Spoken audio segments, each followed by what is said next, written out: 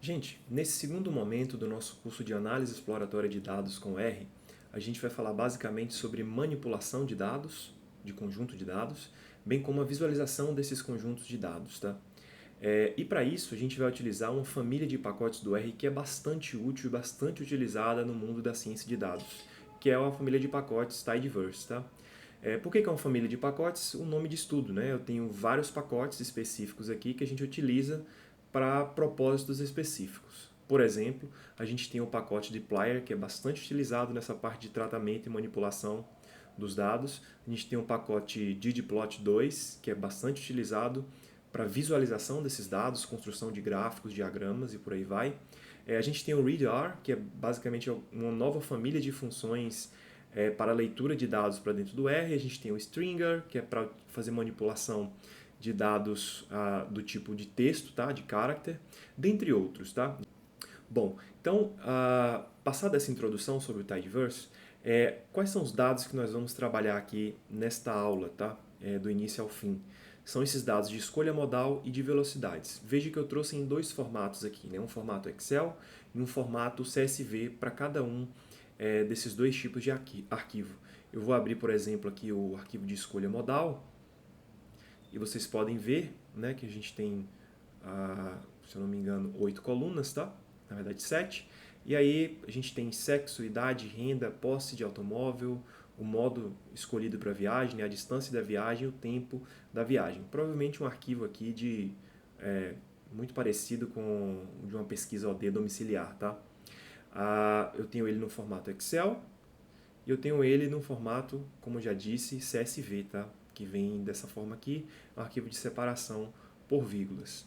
Eu vou abrir o arquivo de velocidades aqui também e basicamente eu tenho a informação de mensuração de velocidade de veículos por algum aparelho, né? E aí eu tenho também informação de qual tipo desse veículo e em que faixa ele foi observado, né? Se foi na faixa do centro, da direita ou da esquerda, tá?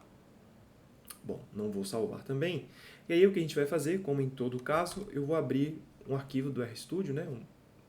Para a gente fazer fazer as análises que a gente quer e criar um projeto, tá? Então eu vou aqui no símbolo de criar um projeto, um novo projeto.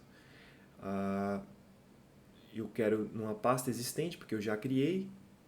Vou fazer a procura aqui. E é exatamente a minha pasta manipulação de dados, aula 3 prática, abrir e vou criar o meu projeto.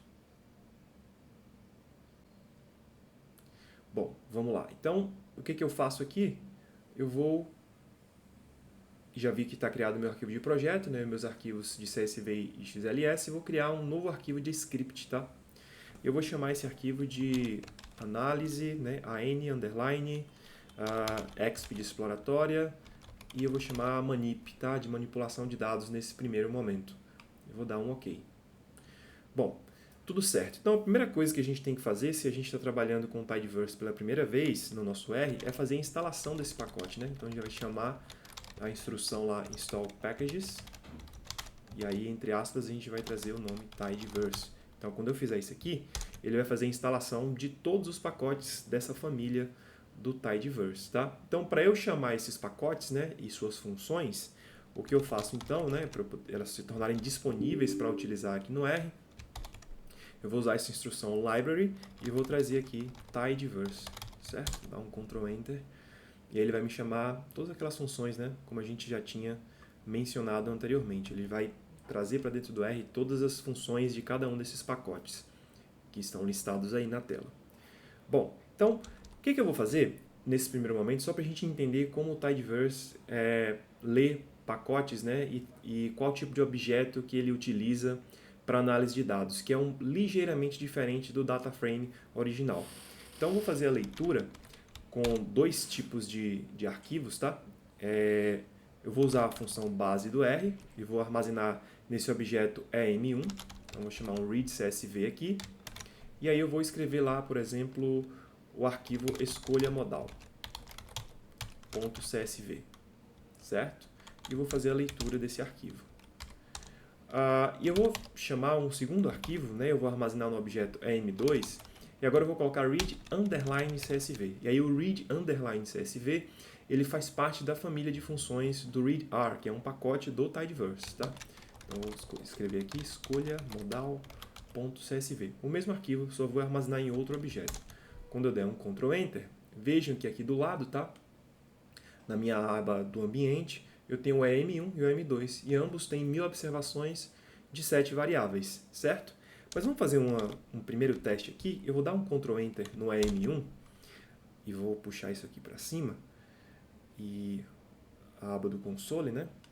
E aí vejam que eu tenho as minhas variáveis, certo? E logo abaixo delas observações, tá? E aí ele imprime para mim uma lista de 142 observações, e ele chega aqui embaixo e fala, ó, atingiu o máximo da opção de impressão no console, tá? Então foram omitidas 858 linhas, então eu só consigo ver as primeiras 142.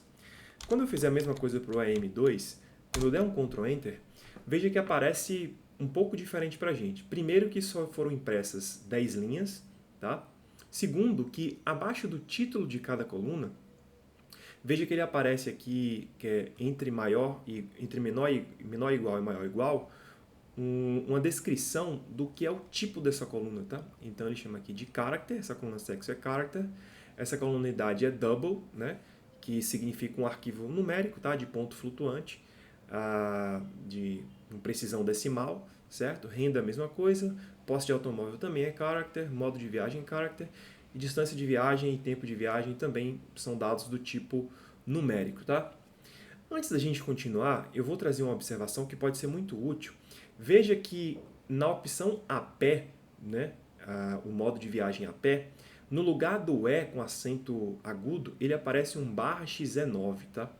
Veja que no arquivo que eu li na função read.csv da base do R, também aparece esse xe9. Isso é um problema que a gente chama de problema de codificação, tá? Então, dados com acento, muitas vezes eles são lidos no R com alguns problemas de codificação.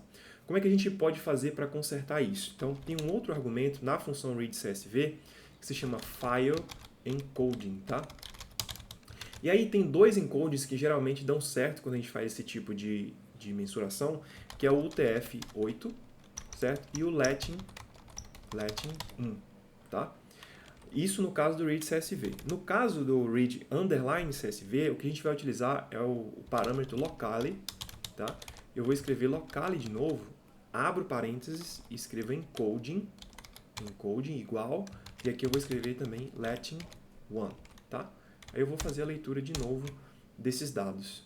E aí veja que quando eu imprimir, o primeiro aqui, né, o AP agora aparece o acento, tá? O mesmo caso aqui no EM2, o AP também vai aparecer com o acento, certo? Então essa primeira observação, vocês podem encontrar esse tipo de dificuldade, e aí a gente faz o ajuste dessa forma. Em geral funciona o Latin 1 e o TF8, tá? Bom,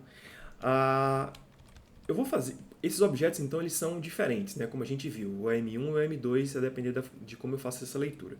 Eu vou passar um class no EM1 e veja que ele vai imprimir para a gente aqui que é um objeto do tipo DataFrame. Quando eu passar um class no EM2, tá? Veja que ele vai aparecer 4 tipos de formatos diferentes. Ele aparece um TBLDF, um spec TBLDF, TBL e data.frame, tá? E aí, o que é TBL, pessoal? TBL também é um pacote, tá? E um tipo de objeto que é utilizado na família do Tidyverse, que ele tem uma eficiência melhor, tanto do ponto de vista da leitura como da manipulação dos dados, e trazem alguns outros benefícios, como um data frame, né, mais moderno e mais informativo. Veja que ele traz de cara aqui, que é um table, né, de 1000 observações por 7 colunas, tá? E a gente não precisa, por exemplo, estar passando uma função str para entender melhor. A gente já na impressão consegue verificar esse tipo de resultado. Então o Table ele traz essa vantagem para a gente aqui em relação ao data frame. E é um tipo preferencial de ser utilizado quando a gente está fazendo análise exploratória de dados dentro dos pacotes da família Tidyverse, ok? Bom, então é isso para a nossa primeira aula de introdução ao Tidyverse. Nas próximas aulas a gente vai continuar com mais detalhes em como realizar algumas operações aqui para iniciar a manipulação e a a exploração desses dados.